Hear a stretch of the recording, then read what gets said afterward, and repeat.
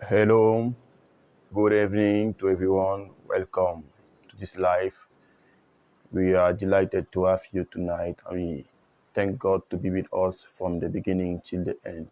May you receive all the grace of the Lord. May you receive His peace. May you receive His answers to your prayers in the name of Jesus. Bienvenue à ce direct.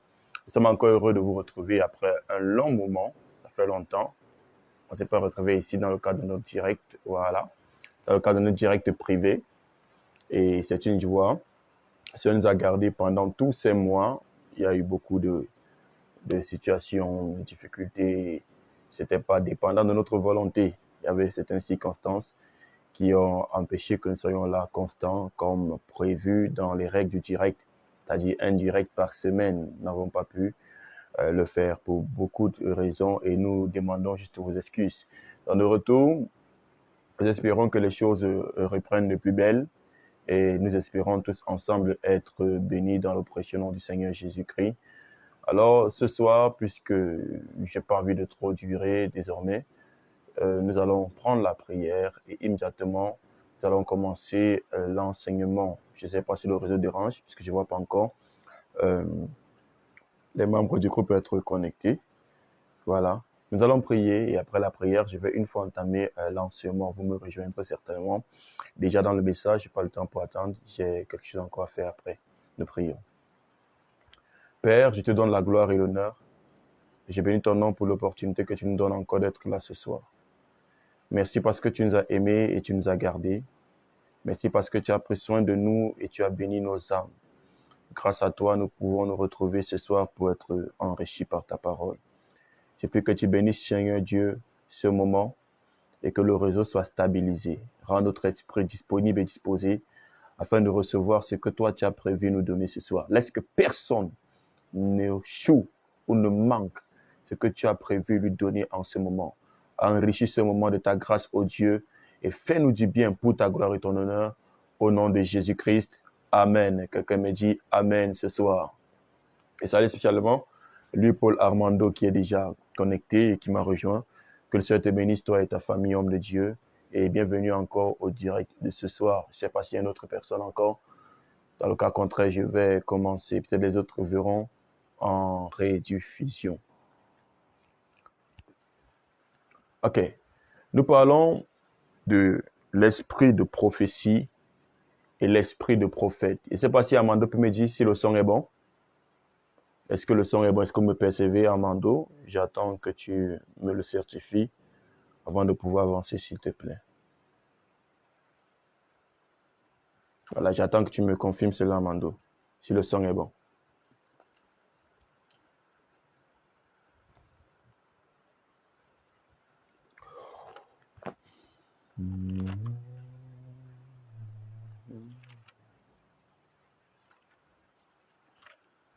J'ai dit après ma Bible. Est-ce que vous m'entendez? Vous m'écoutez bien, s'il vous plaît? Je vois vous connecter, mais je ne sais pas si vous m'écoutez bien. Est-ce que vous écoutez? Le son, ça passe? Vous entendez? Ah, le réseau dérange beaucoup. Ils sont très en retard par rapport à moi.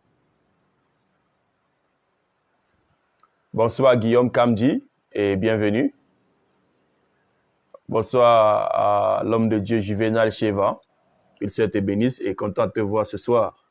Bonsoir également à bien-aimé homme de Dieu Carlos Kalala. Moto Nazambe. Mon frère Carlos, du côté de la France désormais, il n'est plus au Brésil. Que Dieu te bénisse, toi et ta maison. Ah, le son est bon. OK.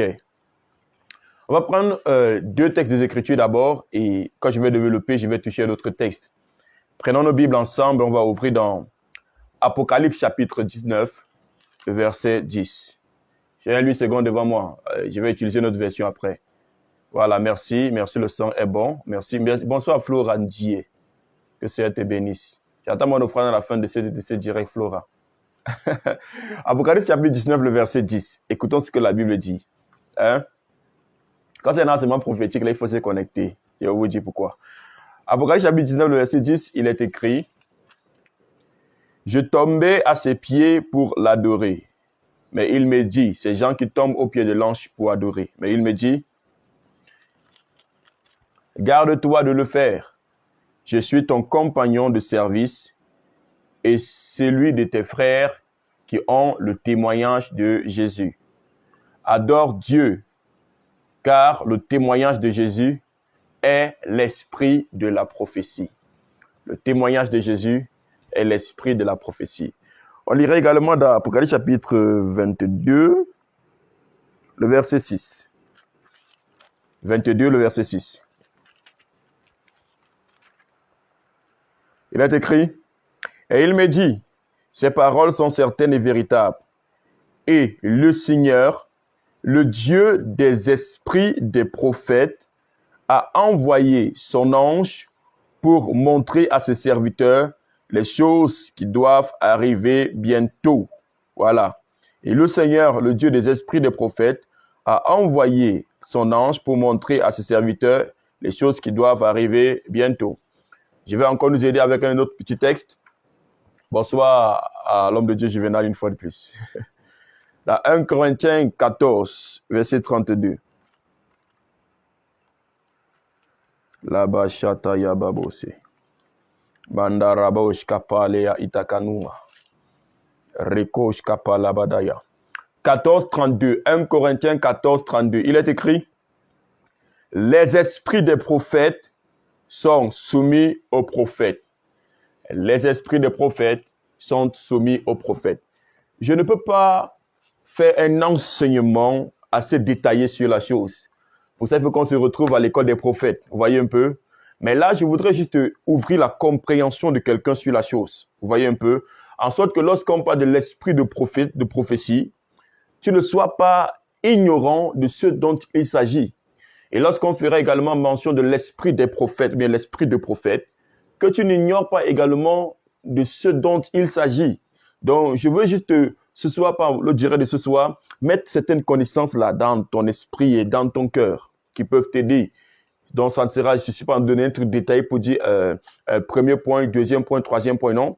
Je donne juste des explications. Si je veux donner des points, vraiment, il va falloir qu'on fasse un salon Facebook où nous tous on se retrouve ensemble. Ça va prendre minimum 2 heures par séance. Ou alors sur Zoom, vous voyez un peu, ou bien par d'autres médias qui permettent d'interagir. Vous voyez un peu, n'est-ce pas? Ça sera comme une école, mais là, c'est un direct. Je veux juste vous véhiculer un message. L'esprit de prophétie et l'esprit de prophète. On a beaucoup entendu cette terminologie. Esprit de prophétie, esprit de prophète, onction prophétique, manteau prophétique, grâce prophétique et tout ce qui va avec don prophétique, tout. Vous voyez un peu? Mais ce soir, je sais pas, mon esprit a plus penché pour nous parler de l'esprit de prophétie et l'esprit de prophète. Voilà. Alors, je vais d'abord expliquer c'est quoi l'esprit de prophétie et ensuite je vais expliquer l'esprit de prophète. Je vais beaucoup plus insister sur l'esprit de prophète pour certains. Donc, l'esprit de prophétie et l'esprit de prophète. Mais je vais vous faire grâce. Il y a un autre troisième élément que je vais ajouter, c'est l'onction prophétique. S'il faut refaire le thème, ça sera l'esprit de prophétie, l'onction prophétique et l'esprit de prophète. Donc, je vais parler des trois. Est-ce qu'on est d'accord? Si vous êtes d'accord, je vais vous voir me dire Amen, Amen, Amen, Amen, Amen, et puis on va avancer. Je sais que le réseau dérange un peu et que vous me percevez plusieurs secondes après. Donc, lorsque vous allez écouter ce que je suis en train de dire, vous me mettez seulement Amen, Amen, Amen, et nous allons commencer. Mozatara Baba Yanda Shatabaya.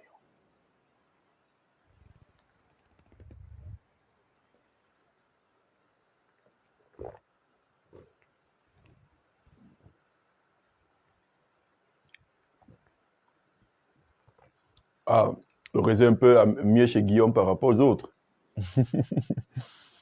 Ouais, j'attends Amen, Amen des autres et puis on avance. Là, ça me permet de savoir si vous êtes là, si vous me percevez, si on est ensemble. Vous voyez un peu, n'est-ce pas? Donc, n'ayez pas peur de commenter. Il n'y a rien de mal. Plutôt bien. Merci, Carlos. Que Dieu te bénisse.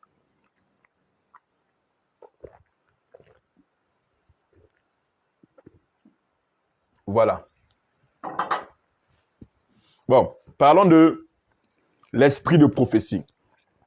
L'esprit de prophétie n'est pas l'esprit qui fait prophétiser les gens. L'esprit de prophétie n'est pas l'esprit qui fait prophétiser les gens.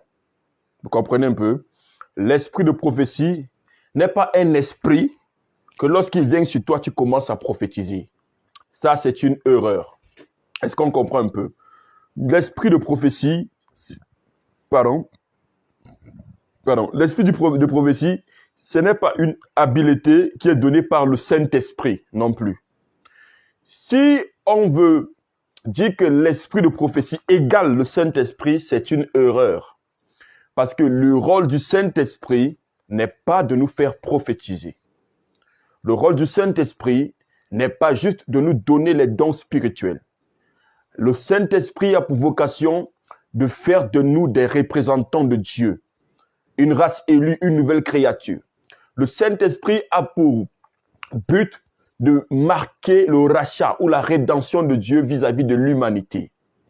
Le Saint-Esprit est là pour placer en nous la nature de Dieu, le caractère de Dieu et même la puissance et les capacités de Dieu. Donc, dire seulement que l'esprit de prophétie, c'est le Saint-Esprit, là, on est en train de s'éloigner de quelque chose, vous voyez un peu. Mais c'est quoi donc l'esprit de prophétie? L'esprit de prophétie, ce n'est pas un esprit qui fait prophétiser les animaux, comme l'âne de Balaam qui a prophétisé, qui a parlé, qui a eu des visions. L'esprit de prophétie, ce n'est pas un esprit que lorsqu'il vient sur quelqu'un, il commence à avoir des visions. Qu'on se trompe, ce n'est pas cela. Eh, mes amis, l'esprit de prophétie, c'est un truc très simple là.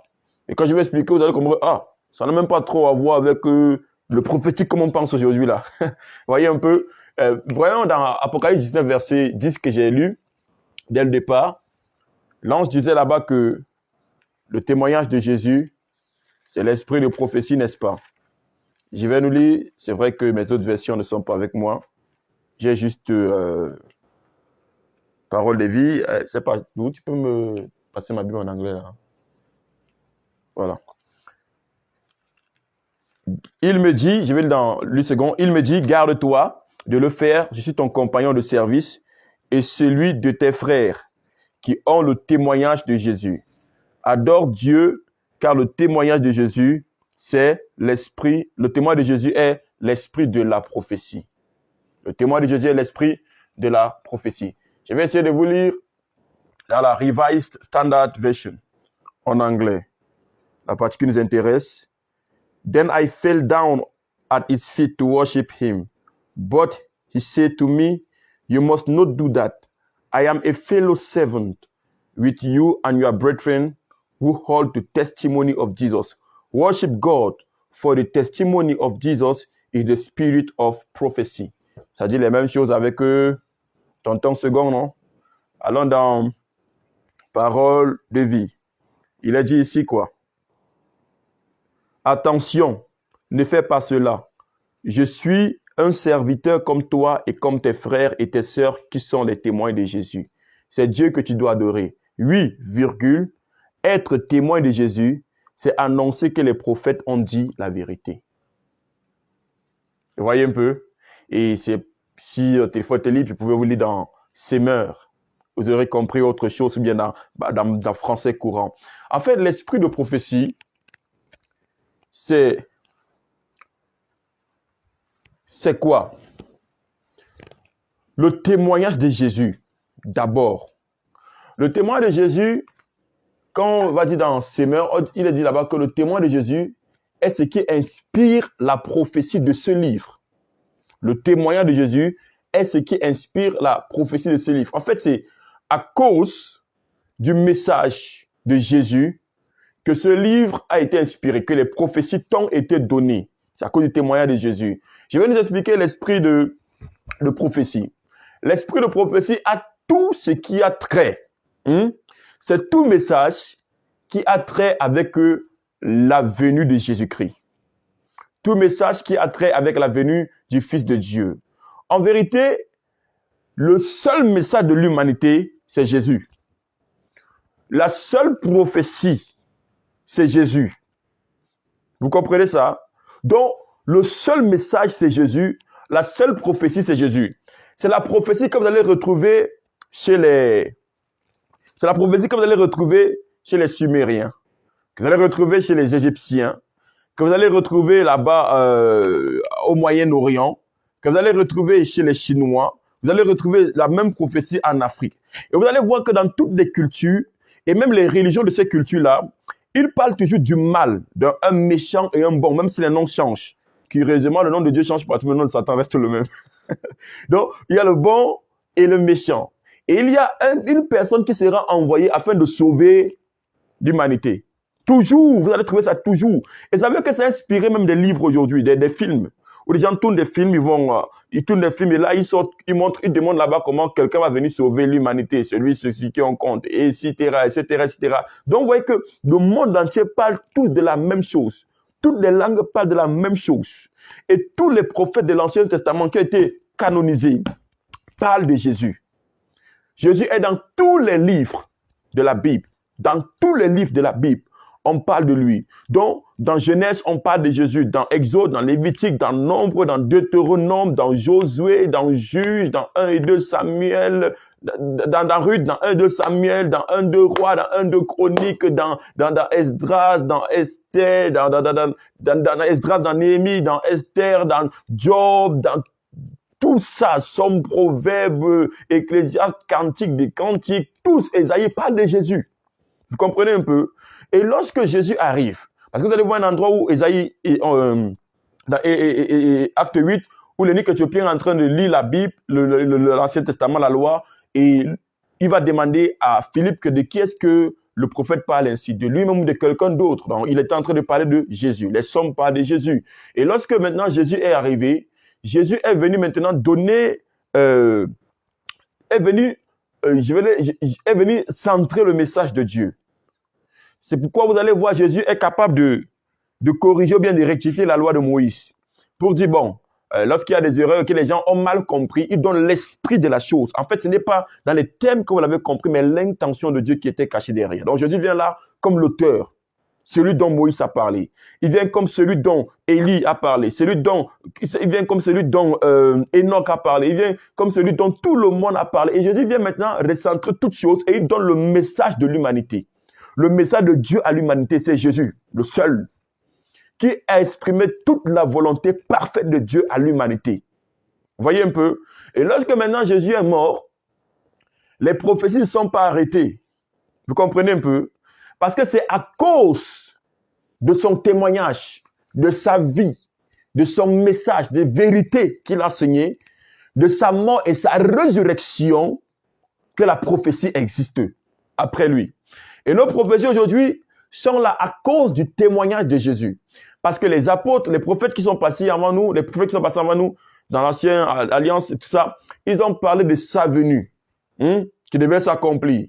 Ils ont parlé de la première venue, ils ont parlé de la deuxième venue. Et nous, pareillement, nous ressemblons à ces prophètes-là, qui sont en train de préparer sa venue. Parce que nous avons pour responsabilité, peu importe notre appel, notre rang ministériel, de préparer la venue du Maître, la venue du Messie qui vient régner sur la terre. C'est ça qu'on appelle l'esprit de prophétie. L'esprit de prophétie, l'esprit de la prophétie, c'est le témoignage de Jésus. C'est le témoignage de Jésus qui inspire les prophéties.